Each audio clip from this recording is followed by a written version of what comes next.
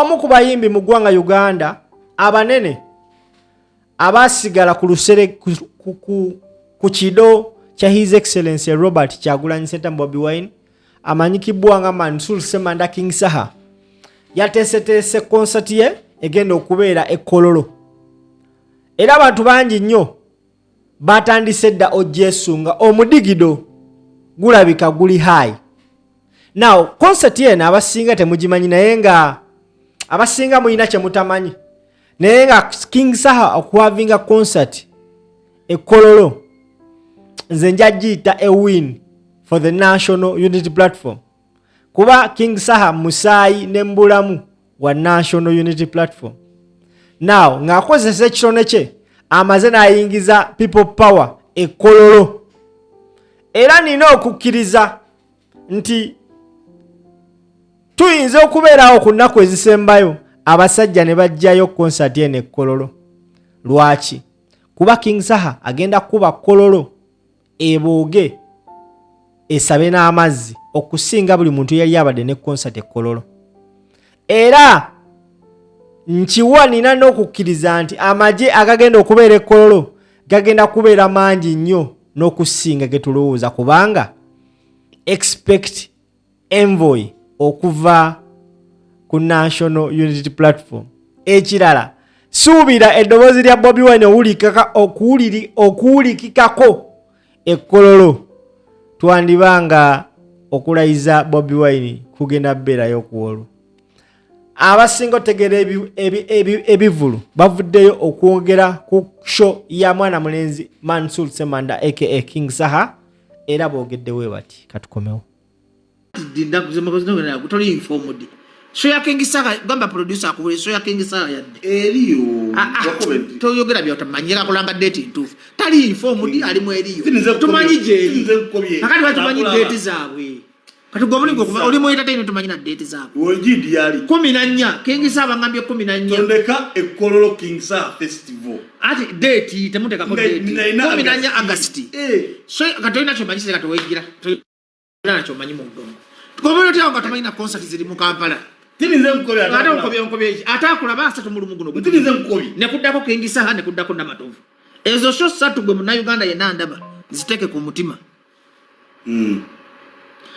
Atakulaba ye origin of Uganda music genre church.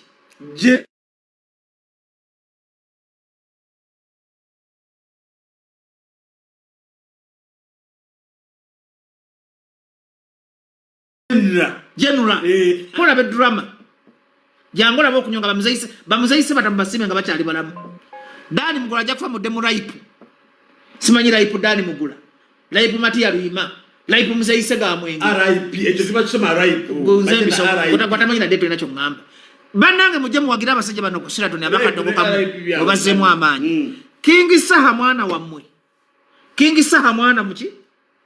Ngamba ati mwana wa mmwe.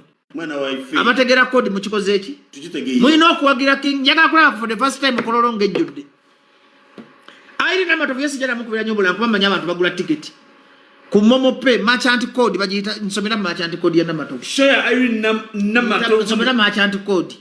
Abantu bagulira ko ticket ku Airtel. Tunuwategeye keso. Ate kati merchant code. Era code eleta bajo events. Neso ko gisoma. Oza code gani wewe nategeye keso. Ate code njimanyi. Ate kati zebba. Ezo sha esatu. Botanyumirwa. Jamu kusasula sente zengateno jinyambadde ya bei njagikuwa. Ate nga engateno ya mitwala 5. Share Airi Namatovu ni shejeso ka kuserena nga bamazo ju innovatinga. Nga Serena nene bulungi. Muna Uganda sibala googera. King Saha atakulaba gwe tusokamu fena tugera kwogera atakulaba. Balunywa ni UCC. Twebaza UCC okuza banange Nyombi Tembo simanyi tulimuwa.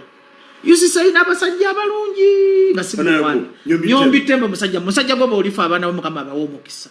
Pago okuze Nyombi Tembo inzo butanya ko birungibo. Ata ina timu y'abasajja bali ba Gex Jeff.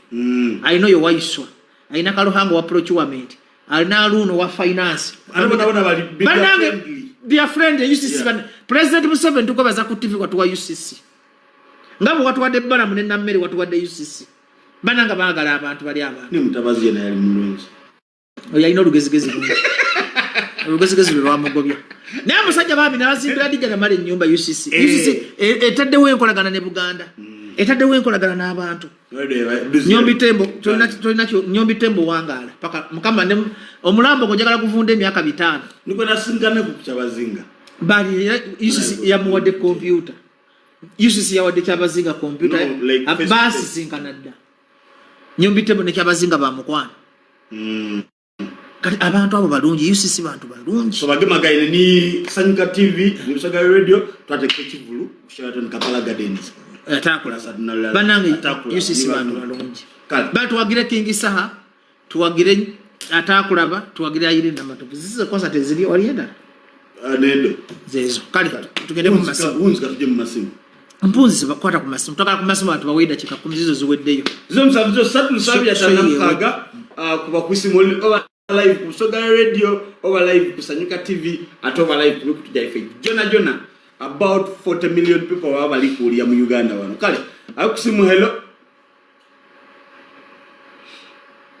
wanji diliku diliku 0 lusambu ya tanamkaga mpozi ayagala okugata ku WhatsApp group ya Bajjo whistleblower WhatsApp group ya 07 inamba ilikikwako yangi WhatsApp group ya ono jimanya eri 0792 0792 some mu Lusaka 0792 asatu mukaga asanamkaga 23 chenda mutano 0792 asatu mukaga asanamkaga 23 chenda mutano bwemanga muri group sako mwagala kufuna buyambi mu nkubire nga abasako nja kuleta banki bawe sente bobanga oli sekinom bakubiddewo bobanga oli yakusumelo wanji musindika WhatsApp ko yena wanjisebo ndikulia baba aje be professional ni bulunyi mkamangu ko wota baba gitole wanji Dwati yange bajikuba mangu yote bajikuba bali kwa galgal control de yote ni control ojitaira o just control akusimu hello dabaide gaji no kugira dabaji kwakola ko ja dekana ogira akusimu hello waji baba kale muna ko wote baba kale muganda wange obulamu jako waji baba ndikulia muganda wange nawe bakubona Nyondwe kagede oli live ku Soga Radio yesebo ngaba yesebo abe mugore mu chabe mugweri kale muganda wange mwena mwe bali kubona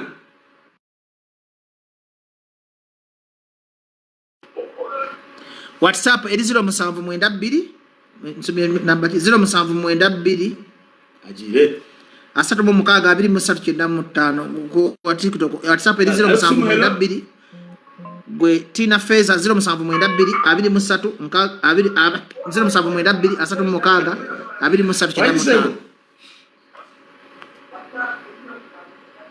kasese pokuya bale kubako zo msamzo satu lusabi ya tanamkaga ne namba eri official Sanyuka TV ni Soga Radio ndamusome yange be 0792 asatu mu mukaga 2395 okuzabuza abantu ate mbabuza bali abantu kubakola ne libita kumpewo nzizo bako alukusimu hello wanjisebo kale muna ko wote baba yesebani ono okuvawa Fort Potro aha lamsa professor aliwo wana mwebale kubako wama